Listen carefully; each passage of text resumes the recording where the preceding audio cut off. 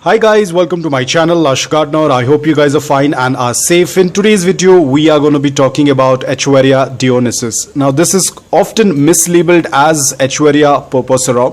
Again, we can't blame them because the reason is one of the parent of Echeveria Dionysos is Echeveria purpurea. So basically Echeveria Dionysos is a hybrid succulent with one parent being Echeveria purpurea.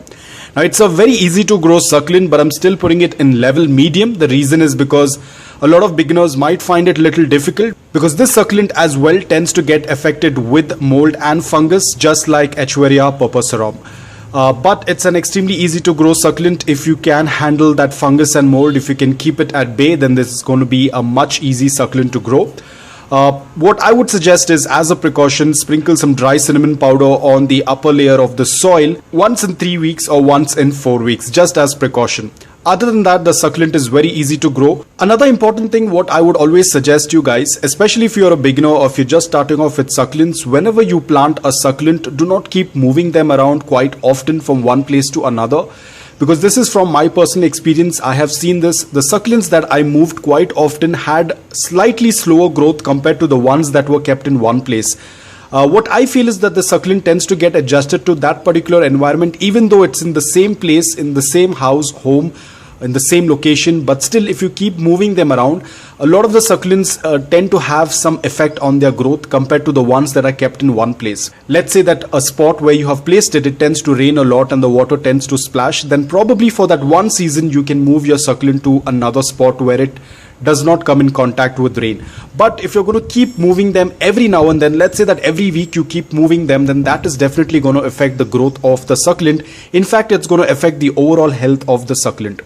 Now talking about Echeveria Dionysos, it's a pretty simple to grow succulent provided you minus the mold and the fungus. If you give the basic care requirements, which is the soil has to be loose, porous and well draining. Ensure that you water only when the soil is completely bone dry. They do not like to be watered frequently, otherwise they will get rotted. And talking about sunlight, give them a good amount of morning direct sunlight for 5 to 6 hours. You will be able to see that beautiful color as you can see over here, whereas these were kept in indirect bright light and you can see the colors are not very evident. So as you can see, this one was kept in indirect bright light, so you can see the colors are not very evident as compared to the one over here. These are the true colors. In fact, it gets even more colored. It gets this a very maroon tone to it.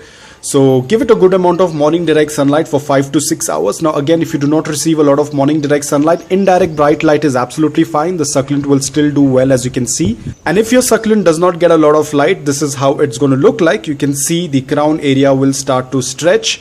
This indicates that the succulent is not getting a lot of light. Now when you see a succulent like this, do not move it to direct sunlight, otherwise all that portion what you're seeing which is faded will get burnt in the sun. So you have to let the succulent be in indirect bright light until it completely gets colored somewhat like this. So once it gets colored like this, then you can expose it to morning direct sunlight. But when it's like this, you have to keep it in indirect bright light, otherwise the succulent leaves will get burnt. So as it belongs to the Echeveria variety, it is soon going to get into its growing period during the summers. You can add little bit of liquid fertilizer, probably once a month or once in 2 months. Winter is their dormant period, so do not add any kind of fertilizers. Talking about pest, as I said, it does get affected with mold and fungus very easily, so ensure that you sprinkle some dry cinnamon powder. Aphids are also very common, especially when there are bloom stalks. So when you see that there is a bloom stalk, just pinch it off like this and get rid of the bloom stalk in case if the bloom stalk is of no use to you. And always do a routine check, probably once a week or once in 2 weeks, to check if there are any mealybugs, because it also gets affected with mealybugs as well. So just ensure that you do a proper routine check. If you tend to see there are any mealybugs, you can go for any organic solution that you have been using. Propagation is pretty simple. I have done a leaf propagation long back. Right now I'm not doing any leaf propagations because it has been raining, as you'll all know. So it can be propagated via leaves. You can separate the offsets once they reach a decent size. Usually a stem is not visible on this Echeveria, but if it tends to stretch, you will be able to see an evident stem. Then you can go ahead and cut off the stem and behead the succulent. But ideally you won't be able to see the stem because the succulent is very compact and very close to the ground.